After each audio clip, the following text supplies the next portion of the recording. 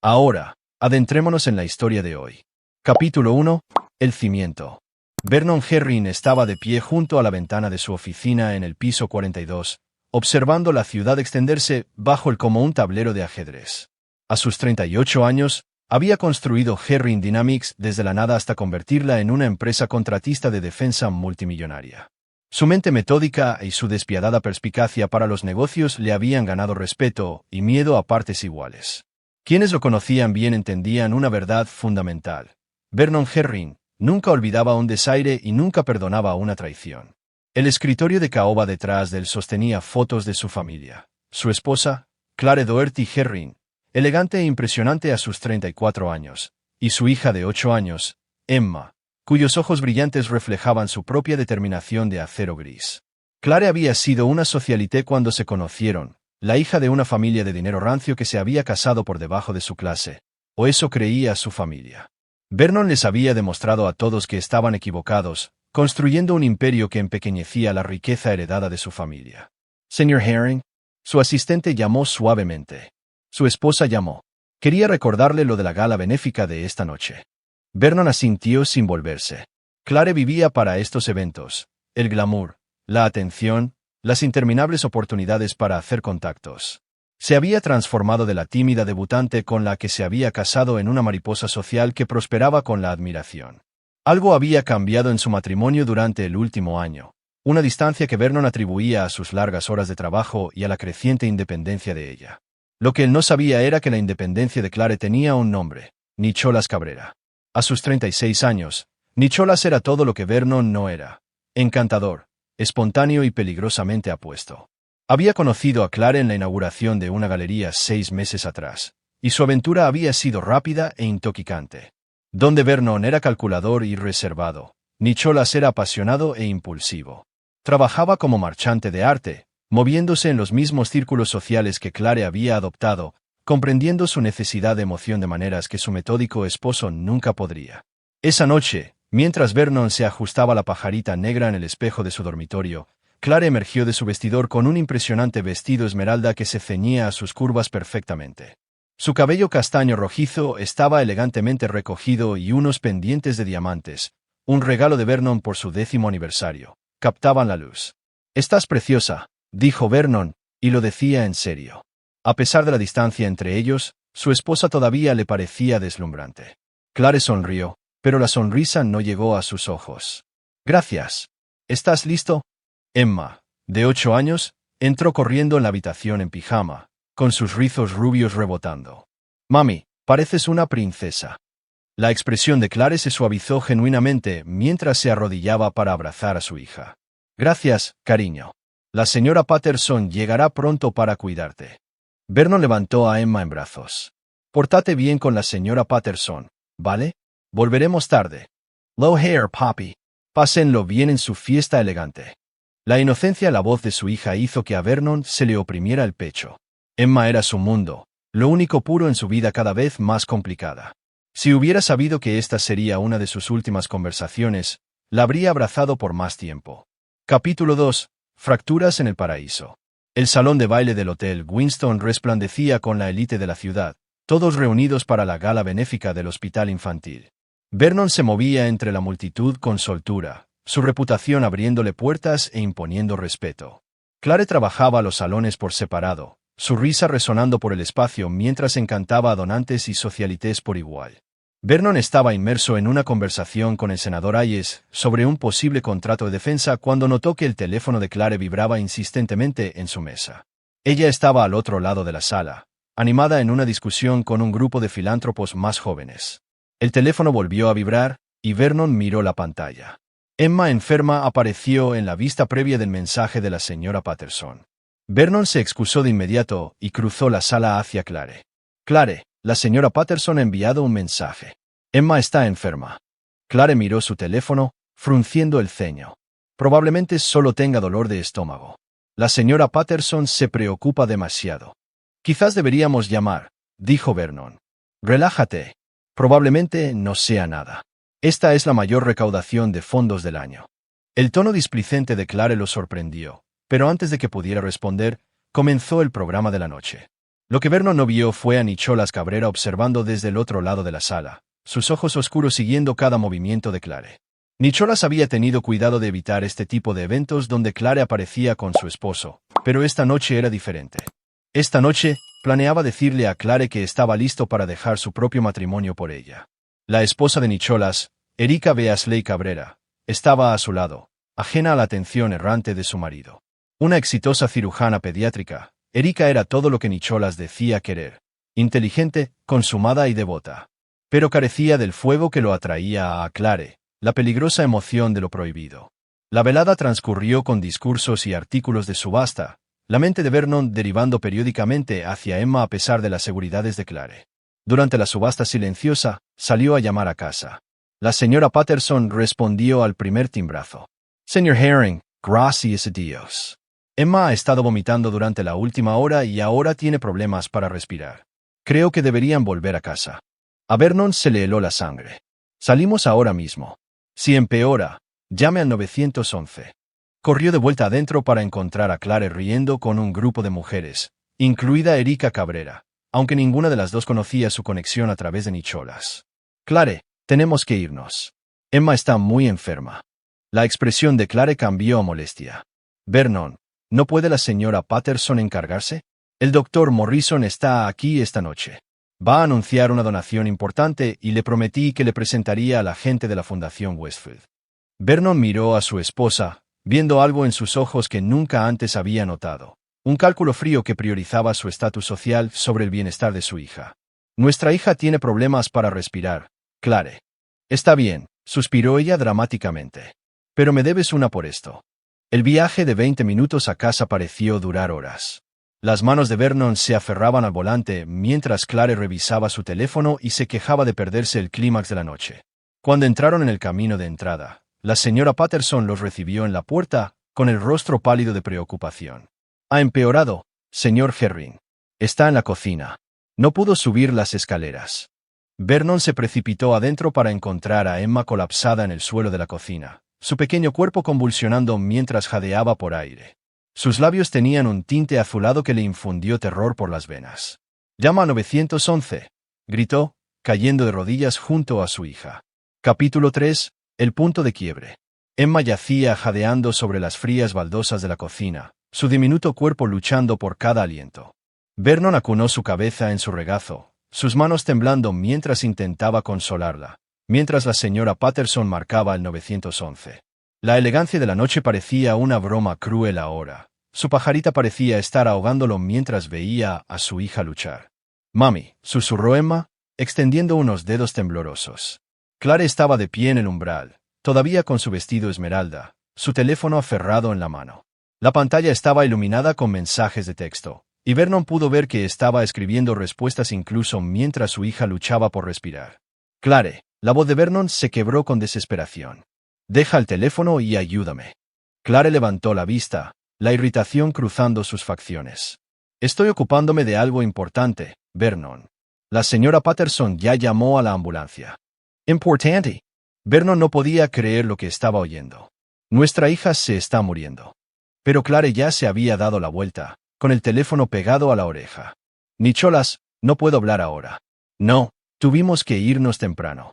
«Sí, es un drama familiar». El mundo de Vernon se tambaleó. «Nicholas». El nombre lo golpeó como un golpe físico, pero se obligó a concentrarse en Emma. Su respiración se volvía más trabajosa, su pequeño rostro adquiriendo un alarmante tono azul. Los paramédicos llegaron en minutos, sus movimientos eficientes apoderándose de la cocina. Vernon observaba impotente mientras trabajaban en Emma, insertando una vía intravenosa y colocando una máscara de oxígeno sobre su diminuto rostro. El paramédico principal, un hombre curtido llamado Mike, parecía sombrío. «Necesitamos llevarla al hospital infantil de inmediato. Esto parece un shock anafiláctico severo».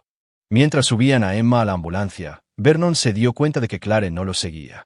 Estaba en el vestíbulo, todavía al teléfono, su voz baja y urgente. «No puedo perderme el anuncio del doctor Morrison. Carino, Lavala al Hospital. Me reuniré contigo allí cuando termine la fiesta». Vernon sintió que algo dentro de él se rompía. No solo se agrietó, sino que se hizo añicos por completo. Su esposa estaba eligiendo un evento social por encima de la vida de su hija moribunda. La vio coger su bolso y dirigirse a la puerta, sus tacones resonando contra el suelo de mármol con una determinación insensible. ¿A dónde vas? La voz de Vernon apenas estaba controlada. De vuelta a la gala. El doctor Morrison solicitó específicamente que le presentara a los miembros de la junta. Esto podría significar millones para la fundación del hospital, Vernon. No puedo simplemente abandonar mis compromisos. Le dio un beso superficial en la mejilla y salió, dejando a Vernon subir solo la ambulancia con su hija. Las siguientes 3 horas se desdibujaron en una pesadilla de pasillos estériles, médicos frenéticos y máquinas que pitaban ominosamente. Vernon nunca se apartó del lado de Emma, sosteniendo su pequeña mano mientras equipos de especialistas trabajaban para salvarle la vida. La Dra. Sarah Chun, la pediatra de guardia, explicó que Emma había entrado en un shock anafiláctico severo, probablemente provocado por un nuevo medicamento que la señora Patterson le había dado para lo que parecía ser una simple fiebre. Estamos haciendo todo lo que podemos, señor Herring, dijo la doctora Chun con delicadeza, pero la reacción fue severa, y el retraso en el tratamiento. El teléfono de Vernon vibró con mensajes de Clare quejándose de tener que poner excusas por su ausencia. Las fotos de la gala inundaron las redes sociales, Clare sonriendo y posando con donantes, sus preocupaciones anteriores sobre Emma aparentemente olvidadas por completo. A las 11:47 de la noche, las máquinas mostraron una línea plana. La Dra. Chun apareció al lado de Vernon, su rostro grave de compasión y derrota. Lo siento mucho, señor Herring.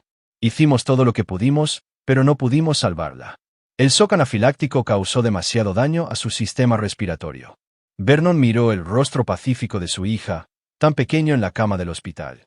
Emma parecía estar durmiendo, sus rizos rubios esparcidos sobre la almohada. La rabia que creció en su pecho no se parecía a nada que hubiera experimentado antes, fría, calculadora y absoluta. Llamó a Clare con los dedos temblorosos. Vernon, por fin.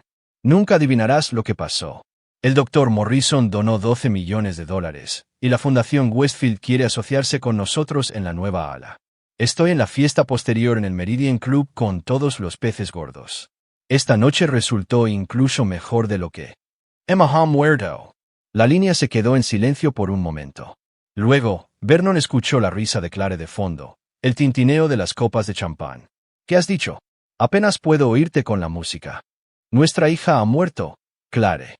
Emma murió hace 20 minutos. Otra pausa. Luego la voz de Clare regresó, molesta en lugar de angustiada. Eso no es gracioso, Vernon. Deja de ser dramático. Estaré en casa en unas horas. La línea se cortó. Vernon se sentó en la silla del hospital junto al cuerpo de Emma, mirando su teléfono. Su esposa se estaba riendo. Su hija acababa de morir, y Clare se reía en una fiesta. El sonido resonó en su memoria, mezclándose con el último susurro de Emma, «Mami», para crear una sinfonía de traición que impulsaría todo lo que hiciera a partir de ese momento. Mientras firmaba la documentación y hacía los arreglos con el director de la funeraria, Vernon Herring comenzó a planificar. La mente metódica que había construido un imperio ahora se dirigiría hacia un propósito diferente: la destrucción total y absoluta de todos los que habían traicionado la memoria de su hija. Y Clare no tenía idea de lo que él haría a continuación. Capítulo 4. La caza comienza. 2 semanas después del funeral de Emma, Vernon se sentó en su estudio, rodeado de dolor y rabia. El servicio había sido un asunto pequeño. Clare había insistido en limitar la lista de invitados para evitar una atención abrumadora durante su periodo de duelo privado. Lo que realmente quería decir era que un funeral grande interferiría con su agenda social. Vernon había visto a su esposa interpretar perfectamente a la madre afligida, aceptando condolencias con gracia practicada mientras revisaba su teléfono en busca de mensajes, el mismo teléfono que había sido más importante que su hija moribunda, el mismo teléfono que contenía secretos que Vernon ahora estaba decidido a descubrir. Su oficina en casa se sentía diferente ahora, transformada de un espacio de trabajo en un cuarto de guerra. Vernon siempre había sido minucioso en los negocios, pero el duelo había afilado su concentración hasta el filo de una navaja. La habitación vacía de Emma al final del pasillo servía como un recordatorio constante de lo que había perdido y por qué nunca podría perdonar. La investigación comenzó con los registros telefónicos de Clare, obtenidos fácilmente a través de sus conexiones corporativas. Lo que encontró confirmó sus peores sospechas. Durante 6 meses, Clare había estado en contacto constante con Nicholas Cabrera, cientos de mensajes de texto, llamadas a horas extrañas y hilos de mensajes eliminados que el especialista en T de Vernon había recuperado. Los mensajes pintaban la imagen de una mujer que apenas reconocía. Clare describía su matrimonio como sofocante y a Vernon como emocionalmente ausente. Fantaseaba con dejarlo por Nicholas, con empezar de nuevo con alguien que entendiera su pasión por la vida. Lo más condenatorio fue un mensaje de texto enviado 3 días antes de que Emma muriera. No puedo esperar mucho más, Nicholas. Necesito liberarme de esta vida. Vernon estudió los antecedentes de Nicholas Cabrera con el mismo enfoque metódico que usaba para las adquisiciones de negocios. 36 años, casado con la doctora Erika Beasley Cabrera durante 8 años, sin hijos por elección. Nicholas dirigía una pequeña pero exitosa galería de arte especializada en piezas contemporáneas, atendiendo a coleccionistas adinerados que valoraban tanto la discreción como el prestigio. Lo que hacía a Nicholas particularmente útil para los planes de Vernon era su debilidad: el juego. Nicholas había acumulado deudas significativas en partidas de póker clandestinas, pidiendo prestado contra el inventario de su galería para financiar su adicción. Su matrimonio con Erika le proporcionaba estabilidad financiera, pero su aventura con Clare le ofrecía algo más peligroso: emoción. El primer movimiento de Vernon fue sutil. A través de una empresa fantasma, comenzó a comprar piezas de la galería de Nicholas, siempre pagando por encima del valor de mercado y expresando interés en adquisiciones más grandes. Para Nicholas, Vernon Herring era simplemente otro coleccionista adinerado que apreciaba el arte. A Vernon no se le escapó la ironía de que estaba financiando el estilo de vida que le había robado a su esposa. Mientras tanto, Clare parecía ajena al conocimiento de Vernon sobre su traición. Mantenía su rutina de eventos de caridad y reuniones sociales, aunque Vernon notó que se había vuelto más reservada sobre su agenda. Pasaba más tiempo en su teléfono, hacía más recados que duraban horas y mostraba menos interés en mantener siquiera la fachada de su matrimonio. El punto de quiebre llegó cuando Vernon descubrió los planes de Clare para el fondo conmemorativo de Emma. En lugar del programa de becas que habían discutido, Clare había redirigido las donaciones hacia una nueva ala en el Museo de Bellas Artes, un proyecto que destacaría prominentemente la galería de Nicholas como el socio exclusivo de adquisición de arte. Vernon se dio cuenta con una claridad cristalina de que su esposa estaba usando la muerte de su hija para promover su aventura. La traición era tan completa, tan insensible, que cristalizó su resolución. Clare y Nicholas no solo perderían su relación, lo perderían todo. Empezó con la doctora Erika Beasley Cabrera. Capítulo 5. El dilema de la doctora. La Dra. Erika Beasley Cabrera era todo lo que Vernon había esperado de la esposa de Nicholas: brillante, dedicada y completamente inconsciente de la traición de su marido. A sus 34 años, dirigía el departamento de cirugía pediátrica en el hospital infantil, el mismo hospital donde Emma había muerto. La ironía de la conexión no se le escapó a Vernon mientras planeaba su acercamiento. La primera reunión de Vernon con la doctora Beasley Cabrera se organizó a través de canales legítimos. Como donante principal del hospital infantil, el duelo lo había vuelto generoso con el fondo conmemorativo de Emma. Vernon solicitó una consulta sobre la mejora de los protocolos de respuesta a emergencias. Quería asegurarse de que ningún otro niño sufriera el destino de Emma debido a un tratamiento tardío. La Dra. Beasley Cabrera lo recibió en su oficina, un espacio modesto lleno de revistas médicas y fotos de cirugías exitosas.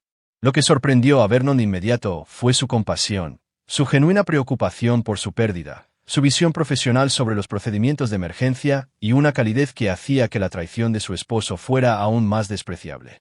«Señor Herring, quiero que sepa cuánto lamento su pérdida», dijo, sus ojos oscuros reflejando una simpatía auténtica. «El caso de Emma fue revisado por todo nuestro departamento de emergencias. La Dra. Chun hizo todo lo posible, dadas las circunstancias». Vernon asintió, interpretando al padre afligido mientras estudiaba a su objetivo. «Entiendo que el equipo médico no tuvo la culpa, pero el retraso en traerla aquí. Si los padres estuvieran mejor educados sobre los síntomas del shock anafiláctico, quizás se podrían salvar otros niños». Su conversación duró 2 horas, cubriendo protocolos de emergencia, programas de educación para padres e iniciativas de financiación. La Dra. Beasley Cabrera era una apasionada de su trabajo, describiendo casos en los que la acción rápida había salvado vidas y lamentando aquellos en los que los retrasos resultaron fatales. «El tiempo lo es todo en las emergencias pediátricas», enfatizó. «Los minutos pueden significar la diferencia entre una recuperación completa y...». Hizo una pausa. dándose cuenta de la sensibilidad de sus palabras. «¿Y la muerte?», terminó Vernon en voz baja. «Sí, doctora. Beasley Cabrera, aprendí esa lección demasiado tarde». Lo que Vernon también aprendió fue que la doctora Beasley Cabrera trabajaba hasta tarde la mayoría de las noches, a menudo quedándose hasta las 9 o 10 de la noche para completar cirugías y revisar a los pacientes. Su dedicación a salvar las vidas de los niños contrastaba fuertemente con la traición casual de su esposo a sus votos matrimoniales. Durante las siguientes semanas, Vernon estableció un patrón de visitas nocturnas para discutir los proyectos del fondo conmemorativo. La Dra. Beasley Cabrera, por favor, llámeme Erika, agradeció su aportación y su compromiso para mejorar la atención pediátrica. No tenía forma de saber que Vernon estaba trazando cuidadosamente su horario, entendiendo cuándo Nicholas tenía ventanas de oportunidad para su aventura. La información resultó invaluable. Nicholas solía visitar a Clare los martes y jueves por la noche, cuando Erika trabajaba hasta tarde, y los sábados por la tarde, cuando asistía a conferencias médicas. Se reunían en el estudio de yoga de Clare, una instalación privada que cerraba temprano, dándoles 3 horas de tiempo ininterrumpido.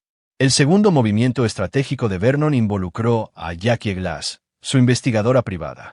Jackie era una exdetective de policía que se especializaba en vigilancia discreta para clientes de alto perfil. Había ayudado a Vernon con verificaciones de antecedentes de posibles socios comerciales, pero esta asignación era personal. «Necesito documentación exhaustiva», instruyó Vernon a Jackie durante su reunión en su oficina. «Fotos, vídeos, grabaciones de audio si es posible. Quiero pruebas que se mantengan en cualquier procedimiento legal». Jackie asintió profesionalmente. «Caso de infidelidad estándar. ¿Qué tan detallada quiere la documentación?» «Extremadamente detallada. Quiero fechas, horas, lugares y patrones de comportamiento. También necesito información de antecedentes sobre Nicholas Cabrera, registros financieros, negocios, hábitos personales, todo». «¿Plazo?» «Tómese el tiempo que sea necesario para ser minuciosa. No tengo prisa». El tono tranquilo de Vernon contradecía la furia que ardía en su interior. «Pero cuando termine, quiero suficientes pruebas para destruirlos por completo». La investigación de Jackie reveló el alcance total de la relación de Clare y Nicholas. No solo estaban teniendo una aventura, estaban planeando un futuro juntos. Los mensajes de texto recuperados del teléfono de Nicholas mostraban discusiones sobre dejar a sus respectivos cónyuges después de que pasara el periodo de duelo apropiado por Emma. La forma casual en que discutían la muerte de su hija como una consideración de tiempo en lugar de una tragedia llenó a Vernon de una rabia fría que iba más allá de la simple traición. Veían la muerte de Emma como una oportunidad, una ocasión para reestructurar sus vidas sin el inconveniente de un niño complicando sus planes. Pero la evidencia más dañina provino de las grabaciones de audio de sus conversaciones en el estudio de yoga. Jackie había colocado dispositivos de escucha durante una visita de mantenimiento de rutina, y las conversaciones que capturaron revelaron la verdadera profundidad de la insensibilidad de Clare y Nicholas. «Me siento terrible por lo de Emma, por supuesto», la voz de Clare era clara en la grabación. «Pero Vernon está tan retraído ahora. Apenas me habla. Quizás este es el universo diciéndonos que es hora de seguir adelante con nuestros planes». La respuesta de Nicholas hizo que Vernon apretara las manos en puños. «La muerte de tu hija podría incluso hacer el divorcio más limpio. Vernon estará tan concentrado en el duelo que no luchará tanto por los bienes. Podremos estar juntos antes de lo que pensábamos». Vernon reprodujo la grabación 3 veces, cada repetición fortaleciendo su resolución. Estaban usando la muerte de Emma como una ventaja estratégica. La traición era tan completa, tan absolutamente irredimible, que Vernon sintió que sus últimos vestigios de misericordia se evaporaban. Para finales de mes, Vernon tenía todo lo que necesitaba: registros financieros que mostraban las deudas de juego de Nicholas, pruebas fotográficas de la aventura, grabaciones de audio de sus insensibles conversaciones y documentación detallada de sus planes para abandonar a sus respectivos cónyuges. Pero Vernon no estaba planeando un simple divorcio. Clare y Nicholas habían convertido la muerte de su hija en su oportunidad para la felicidad. Ahora, Vernon convertiría su felicidad en su destrucción. Capítulo 6. La trampa. El plan de Vernon requería paciencia y precisión, cualidades que le habían servido bien en los negocios y que ahora le servirían en la venganza. La clave era hacer creer a Clare y a Nicholas que su traición permanecía sin descubrir mientras, simultáneamente, los posicionaba para una destrucción total. La primera fase involucró el fondo fiduciario de Clare. Como parte de su acuerdo prenupcial, Clare mantenía acceso al dinero de su familia a través de una compleja estructura fiduciaria que Vernon nunca se había molestado en examinar de cerca. Ahora, con la ayuda de su contable forense, Vernon descubrió interesantes vulnerabilidades en la gestión del fideicomiso. El padre de Clare, Randolph Doherty, había establecido el fideicomiso con cláusulas específicas sobre conducta moral y obligaciones familiares. El lenguaje era arcaico para los estándares modernos, pero legalmente vinculante. El adulterio, el abandono de los deberes familiares y el comportamiento perjudicial para el nombre de la familia podían provocar la pérdida de los beneficios del fideicomiso. Vernon organizó un almuerzo con Randolph en el exclusivo Montclair Club. A sus 72 años, el padre de Clare era anticuado en sus valores pero agudo en su sentido de los negocios. Nunca le había caído bien Vernon, considerándolo dinero nuevo, pero respetaba su éxito. «Aprecio que te tomes el tiempo de verme, Randolph», comenzó Vernon con cuidado. «Quería hablar sobre las contribuciones al fondo conmemorativo de Clare y algunas preocupaciones que tengo sobre la dirección que está tomando». Randolph escuchó mientras Vernon describía los planes de Clare para el ala del museo, omitiendo cuidadosamente cualquier mención a Nicholas mientras destacaba el desvío del programa de becas acordado. «Ha estado diferente desde la muerte de Emma», continuó Vernon, permitiendo que un dolor genuino coloreara su voz. «Está reservada. Me preocupa su juicio durante este momento difícil». La conversación plantó las semillas de la duda sobre el comportamiento actual de Clare mientras posicionaba a Vernon como el esposo preocupado. Randolph acordó monitorear los gastos del fideicomiso más de cerca, preparando sin saberlo el terreno para la eventual ruina financiera de Clare. Mientras tanto, Vernon se centró en el problema de juego de Nicholas. A través de una investigación cuidadosa, identificó las partidas de póker clandestinas que Nicholas frecuentaba, eventos de altas apuestas celebrados en clubes privados y casas de ricos. Usando contactos de su trabajo como contratista de defensa, Vernon consiguió ser invitado a varias partidas. Nicholas resultó ser exactamente lo que Vernon esperaba: imprudente, demasiado confiado y pésimo para leer a la gente. Durante varias semanas, Vernon se estableció como un jugador más mientras observaba cuidadosamente los patrones de Nicholas. El hombre apostaba emocionalmente, perseguía pérdidas y tenía varias pistas significativas que Vernon catalogó para uso futuro. El elemento crucial era Victor Santini, el hombre que dirigía la mayor red de póker clandestino de la ciudad. Santini estaba conectado con dinero serio y consecuencias serias para los jugadores que no podían pagar sus deudas. Vernon se le acercó con una propuesta de negocios disfrazada de favor personal. «Estoy buscando organizar algunas partidas privadas para posibles socios comerciales», explicó Vernon durante su reunión en un restaurante del centro. «Partidas de altas apuestas donde se cierran tratos sobre las cartas. Necesitaría tu experiencia en la organización y gestión de las partidas». A Santini le intrigó la perspectiva de una cobertura de negocio legítima para sus operaciones. La reputación y los contactos de Vernon ofrecían oportunidades de expansión a círculos más respetables. Acordaron una asociación que le daría a Vernon una influencia significativa sobre las partidas que Nicholas frecuentaba. El tercer componente del plan de Vernon involucraba a la doctora Erika Beasley Cabrera, aunque ella seguía sin ser consciente de su papel. Vernon continuó sus reuniones semanales sobre el fondo conmemorativo de Emma, cada conversación proporcionando más información sobre su matrimonio y su horario. Erika mencionó de pasada que Nicholas había estado trabajando hasta tarde más a menudo, viajando por adquisiciones de arte y parecía distraído durante el poco tiempo que pasaban juntos. «El matrimonio es un desafío cuando ambos cónyuges tienen carreras exigentes», observó Vernon con simpatía. «Clare y yo también tuvimos problemas con ese equilibrio». Erika asintió, con expresión preocupada. Nicholas solía estar más presente. Últimamente, parece estar en otro lugar, incluso cuando está en casa. Sigo diciéndome a mí misma que es solo estrés de la galería. Pero Vernon asentía comprensivamente mientras catalogaba internamente cada detalle. Las crecientes sospechas de Erika sobre el comportamiento de su esposo serían útiles cuando llegara el momento de revelar la verdad. El elemento final era la propia Clare. Vernon comenzó a alentar sutilmente su independencia, sugiriéndole que persiguiera proyectos sociales más ambiciosos y apoyando su creciente participación en varios comités y juntas. Para Clare, el aliento de Vernon parecía un reconocimiento de sus capacidades. En realidad, le estaba dando más cuerda para que se ahorcara sola. Clare respondió de manera predecible, pasando más tiempo fuera de casa y volviéndose cada vez más audaz en su aventura. Comenzó a hacer viajes de fin de semana con amigas, a asistir a eventos nocturnos que duraban hasta la madrugada y a mostrar menos preocupación por mantener las apariencias. Vernon documentó todo a través de la vigilancia continua de Jackie Glass mientras interpretaba el papel del esposo afligido que se sumergía en el trabajo para sobrellevar la pérdida. Amigos y familiares lo veían como admirable en su manejo estoico de la tragedia, mientras que Clare parecía cada vez más egoísta y frívola en comparación. Para diciembre, 6 meses después de la muerte de Emma, Vernon había reunido todas las piezas de su plan. Clare y Nicholas creían que estaba manejando con éxito su relación secreta mientras se preparaban para su futuro juntos. La Dra. Erika Beasley Cabrera sospechaba que su esposo tenía una aventura, pero carecía de pruebas. Víctor Santini estaba planeando varias partidas de póker de altas apuestas que le darían a Vernon el control sobre el destino financiero de Nicholas. Ninguno de ellos entendía que todos eran piezas en el tablero de ajedrez de Vernon, posicionados exactamente donde los necesitaba para los movimientos finales de su juego.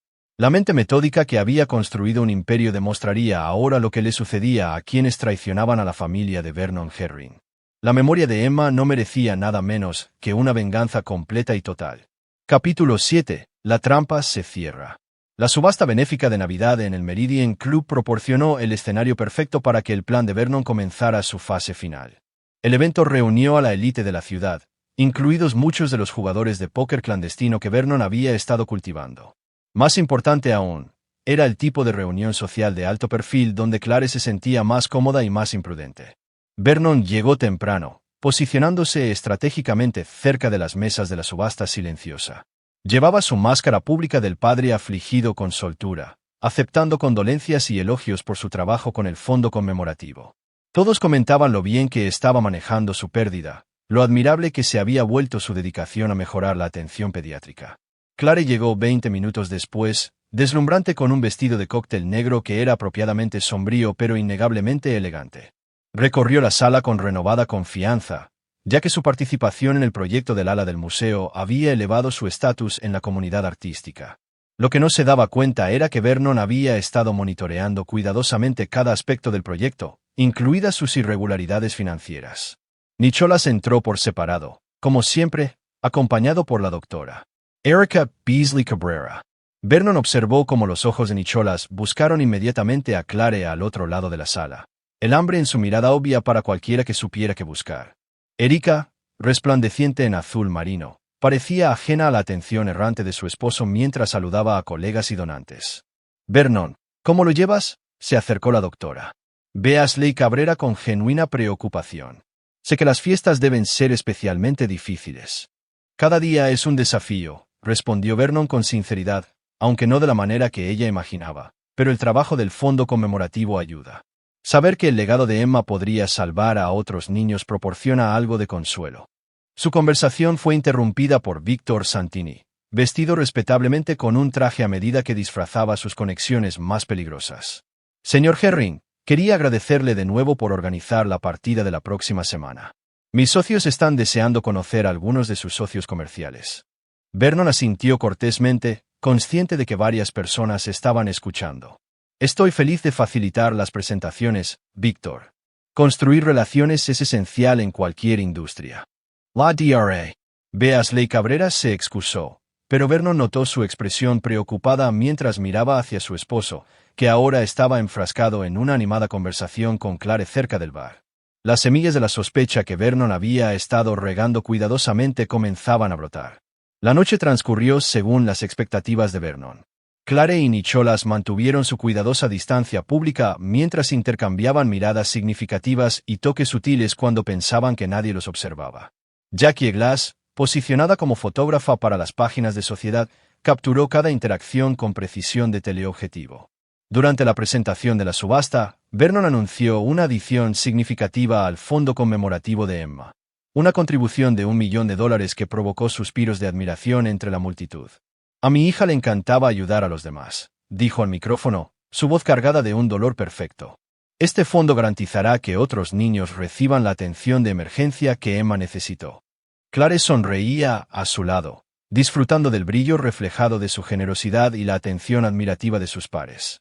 No tenía idea de que el dinero provenía de la liquidación de varias inversiones que esperaba heredar, o de que el verdadero propósito del fondo era exponer su mala gestión del proyecto del museo.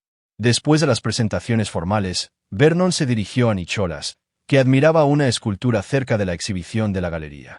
«Hermosa pieza», comentó Vernon, estudiando la figura de bronce. «Tiene un excelente ojo para el arte, señor Cabrera». Nicholas se volvió, sorprendido de ser abordado por Vernon Herring. «Gracias, señor Herring. De hecho, recomendé esta pieza para la subasta. El arte siempre ha sido mi pasión. ¿Puedo verlo? De hecho, he estado siguiendo el trabajo de su galería. Un portafolio muy impresionante». El tono de Vernon era amigable, casi admirativo. «Siempre estoy buscando oportunidades de inversión en las artes. Quizás podríamos hablar de su próximo proyecto alguna vez». La conversación duró 15 minutos, durante los cuales Vernon se estableció como un potencial cliente importante mientras sondeaba cuidadosamente la situación financiera de Nicholas. Nicholas estaba ansioso por complacer, mencionando varias adquisiciones costosas que estaba considerando e insinuando desafíos de flujo de caja que limitaban su capacidad para buscar oportunidades más grandes. «Estaría muy interesado en saber más sobre sus planes de adquisición», concluyó Vernon. «¿Por qué no se une a mí para jugar al póker el próximo jueves? Organizo una pequeña partida para socios comerciales. Muy discreta, conversación de alta calidad». Los ojos de Nicholas se iluminaron ante la invitación. Ser incluido en la partida de póker privada de Vernon Herring elevaría considerablemente su estatus. «Sería un honor unirme a usted». Mientras se daban la mano, Vernon sintió la satisfacción de una trampa perfectamente tendida. Nicholas no tenía idea de que acababa de aceptar una invitación a su propia destrucción.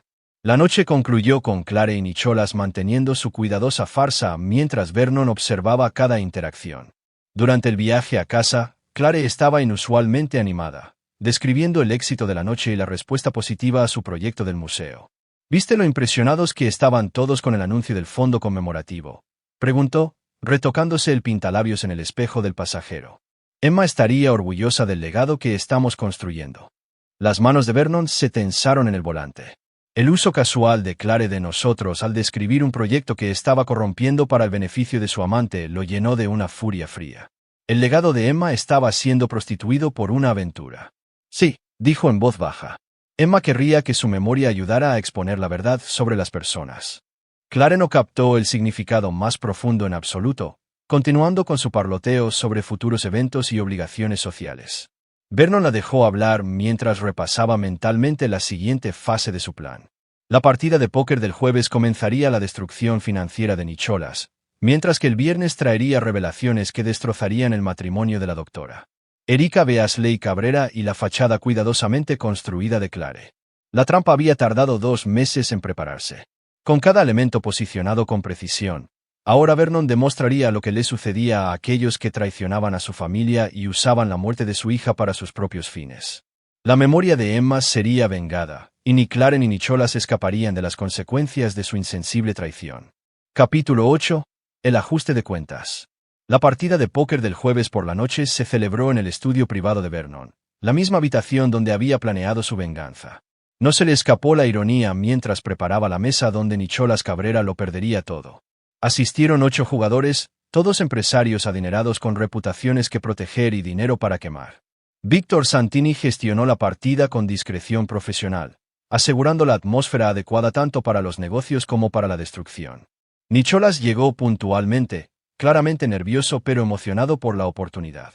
Se vistió cuidadosamente con un traje caro que Vernon reconoció que estaba por encima de sus medios reales, otro indicador de la presión financiera que lo haría vulnerable. «Caballeros, bienvenidos a nuestra partida de diciembre», anunció Vernon mientras los jugadores tomaban asiento. «Las apuestas de esta noche son una entrada de $50,000, con recompras ilimitadas para jugadores cualificados». La compostura de Nicholas flaqueó ligeramente ante el anuncio de las apuestas, pero el orgullo le impidió echarse atrás. Vernon había investigado cuidadosamente el ego de su objetivo. Nicholas nunca admitiría que no podía permitirse jugar a ese nivel, especialmente frente a posibles conexiones de negocios. La partida comenzó de forma inocua, con Vernon jugando de forma conservadora mientras observaba las pistas y los patrones de apuestas de Nicholas. Los otros jugadores eran hábiles pero no depredadores, hombres ricos que podían permitirse perder y jugaban principalmente por entretenimiento. Nicholas estaba claramente superado, pero intentaba compensar con apuestas agresivas e intimidación psicológica. A medianoche, Nicholas había perdido su entrada inicial y había pedido prestados otros $50,000 contra los activos de su galería. Vernon había dispuesto cuidadosamente que el crédito estuviera disponible, con Victor Santini proporcionando financiación a tasas de interés que aplastarían el negocio de Nicholas si no se pagaban rápidamente. Noche dura, comentó Vernon con simpatía mientras Nicholas firmaba los documentos del préstamo. A veces las cartas simplemente no cooperan. Le daré la vuelta, respondió Nicholas sombríamente. Puedo leer a la gente mejor que nadie en esta mesa. Vernon sonrió para sus adentros. Nicholas no podía leer a nadie, especialmente a Vernon, que había estado proyectando debilidad deliberadamente mientras sostenía manos premium. Las 2 horas siguientes confirmaron la evaluación de Vernon, ya que Nicholas perdió la segunda entrada y pidió prestada una tercera, y luego una cuarta. A las 3 de la madrugada, Nicholas debía $200,000 a la organización de Victor Santini, con su galería y sus activos personales como garantía. Le temblaban las manos al firmar el acuerdo final del préstamo, con gotas de sudor en la frente a pesar de la temperatura fresca. No te preocupes por el plazo, dijo Vernon en voz baja mientras los otros jugadores se preparaban para irse. La organización de Victor es razonable con los plazos de pago, especialmente para la gente de buen carácter. Nicholas asintió agradecido, sin saber que Vernon controlaba cada aspecto de la estructura de la deuda. Los préstamos estaban diseñados para ser imposibles de pagar a través de operaciones comerciales normales, asegurando que Nicholas se enfrentaría a decisiones cada vez más desesperadas en las próximas semanas. El viernes por la mañana trajo la segunda fase del plan de Vernon. La Dra. Erika Beasley Cabrera recibió un paquete anónimo en su oficina que contenía fotografías, transcripciones de audio y documentación detallada de la aventura de su marido. Vernon había agonizado por involucrar a una mujer inocente en su venganza, pero Erika merecía saber la verdad sobre su matrimonio. La evidencia era abrumadora e innegable. Fotos de Nicholas y Clare abrazándose fuera del estudio de yoga, grabaciones de audio de sus insensibles conversaciones sobre la muerte de Emma, registros financieros que mostraban a Nicholas usando sus cuentas conjuntas para financiar regalos para su amante. Vernon había incluido una nota explicando que el remitente era alguien que creía que la doctora Beasley Cabrera merecía algo mejor que un esposo que usaba la muerte de una hija como excusa para su aventura.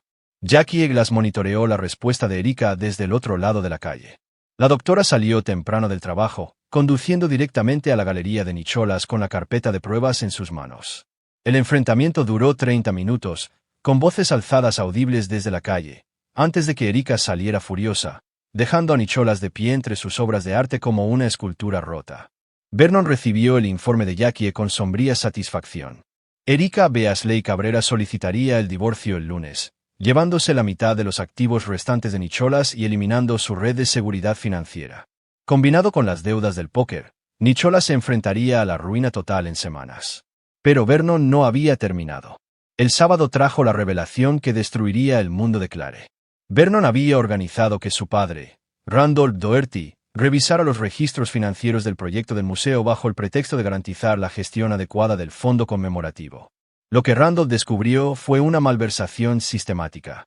Clare había estado desviando donaciones del fondo conmemorativo a cuentas personales y usando dinero del fondo fiduciario para pagar artículos de lujo que Nicholas presentaba como regalos. La contabilidad forense mostró un patrón claro de robo y fraude, con Clare usando el fondo conmemorativo de Emma como su cuenta bancaria personal para gastos relacionados con la aventura. Habitaciones de hotel, joyas, viajes de fin de semana, todo financiado a través de donaciones destinadas a honrar la memoria de una niña muerta. La llamada de Randolph llegó el domingo por la mañana, su voz temblando de rabia e incredulidad. Vernon, necesito que vengas a mi oficina de inmediato.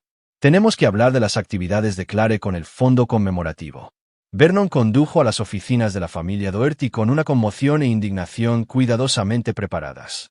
Las pruebas de Randolph eran condenatorias. Registros bancarios, firmas falsificadas y donaciones desviadas que ascendían a casi $500,000 robados del fondo conmemorativo de Emma. No puedo creer que mi propia hija robaría de una organización benéfica para niños, dijo Randolph, con el rostro gris de vergüenza.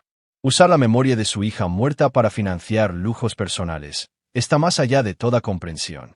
Vernon interpretó su papel a la perfección, expresando horror y traición mientras celebraba internamente la exhaustividad de su trampa. El robo de Clare del fondo conmemorativo de Emma era la pieza final de evidencia necesaria para activar las cláusulas de confiscación del fondo fiduciario y asegurar un proceso penal. ¿Qué hacemos ahora?, preguntó Vernon, su voz cargada de un dolor fabricado. El fideicomiso queda inmediatamente congelado a la espera de la investigación, respondió Randolph. Y me temo que esto va más allá de la disciplina familiar. Robar de una organización benéfica registrada es un delito grave. Clare se enfrentará a cargos penales.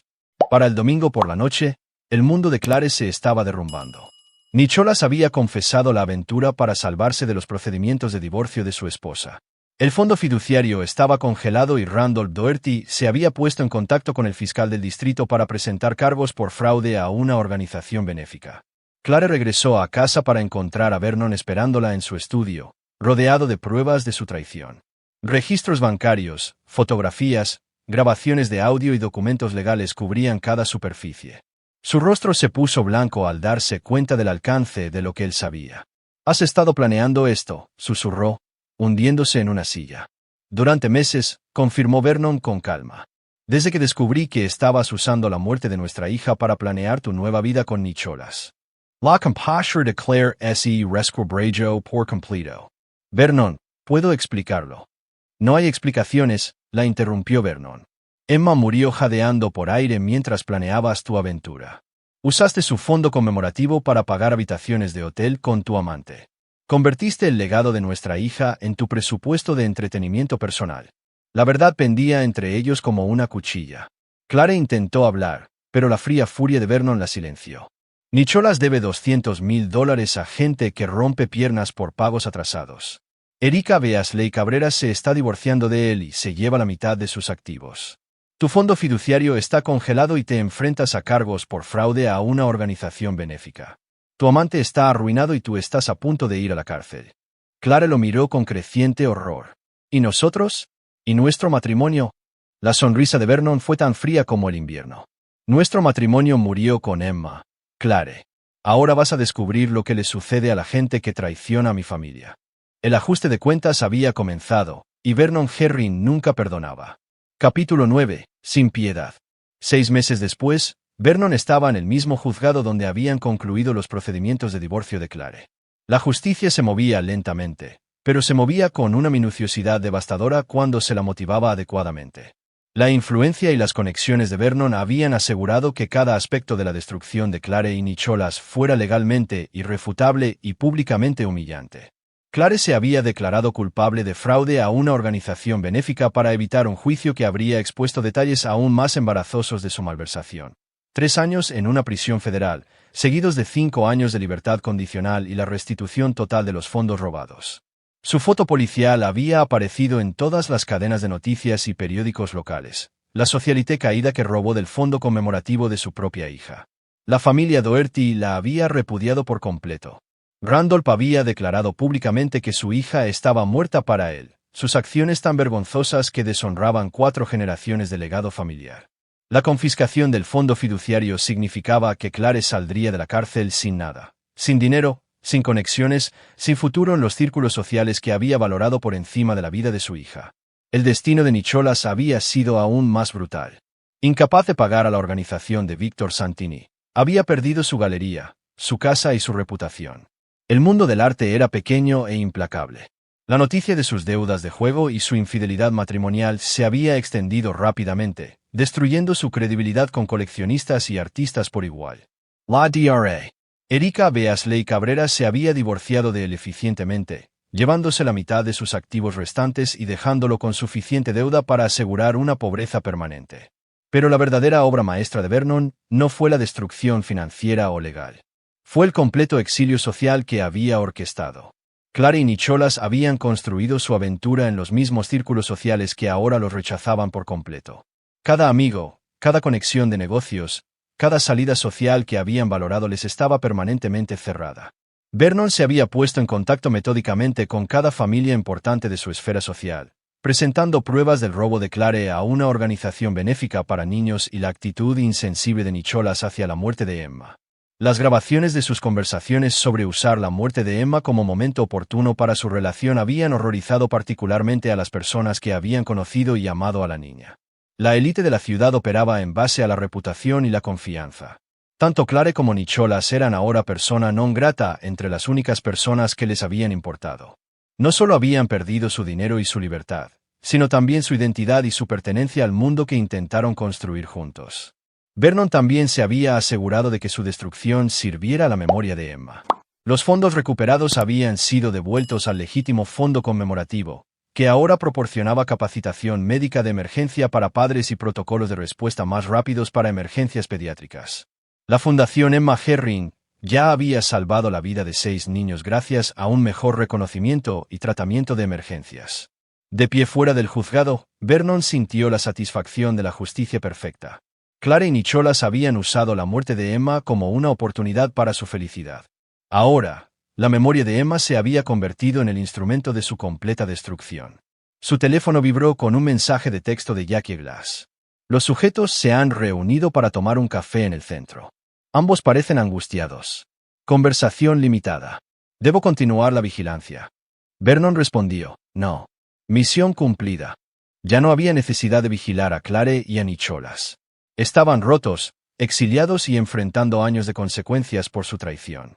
Recordarían el nombre de Emma todos los días mientras vivían con la destrucción que su memoria les había traído. Vernon caminó hacia su coche, pasando por una floristería donde compró un pequeño ramo de rosas blancas, las favoritas de Emma. El viaje al cementerio de Greenwood tomó 20 minutos a través de calles donde Clare nunca más sería bienvenida en eventos sociales, pasando por el distrito de galerías donde el nombre de Nicholas era sinónimo de desgracia. La tumba de Emma estaba en paz bajo los árboles de otoño. Su lápida decía simplemente, Emma Herring, amada hija. Su memoria vive para siempre. Vernon colocó las rosas con cuidado y se sentó en el banco cercano que había instalado para sus visitas semanales. Se ha hecho justicia, cariño, dijo en voz baja. Mami y su amigo aprendieron lo que sucede cuando la gente lastima a nuestra familia. El viento susurró entre las hojas, y Vernon sintió algo que podría haber sido paz. La muerte de su hija nunca sanaría, pero había sido vengada. Clare y Nicholas habían pagado su insensible traición con todo lo que habían valorado: dinero, estatus, libertad y futuro. Vernon Herring había cumplido la promesa que se había hecho a sí mismo y a la memoria de Emma. Nunca perdonaba a quienes traicionaban a su familia, y nunca mostraba piedad a quienes usaban la tragedia para su propio beneficio. Mientras conducía a su casa vacía, el teléfono de Vernon mostraba llamadas perdidas del número de la prisión de Clare. Las borró sin escucharlas, tal como lo había hecho durante meses. Clare cumpliría su sentencia completa sin libertad condicional. Y cuando fuera liberada, encontraría un mundo donde la influencia de Vernon Herring se había asegurado de que nunca más encontraría consuelo ni pertenencia. La mente metódica que había construido un imperio había demostrado ser igualmente eficaz para orquestar una venganza completa y total. La memoria de Emma fue honrada, su legado fue protegido, y sus traidores habían pagado el precio final por su insensible desprecio por la vida de una niña inocente. Vernon Herring durmió en paz esa noche, sabiendo que se había hecho justicia y que la piedad se había negado apropiadamente a aquellos que no merecían ni perdón ni redención. Algunas traiciones nunca podían ser perdonadas, y algunas pérdidas exigían una retribución absoluta. El padre de Emma se había asegurado de que quienes la habían agraviado recordaran su nombre por el resto de sus vidas, no con amor, sino con el sabor amargo de unas consecuencias que nunca se desvanecerían. Aquí es donde nuestra historia llega a su fin. Comparte tus opiniones en la sección de comentarios. Gracias por tu tiempo. Si te gusta esta historia, por favor, suscríbete a este canal. Haz clic en el vídeo que ves en la pantalla y nos vemos allí.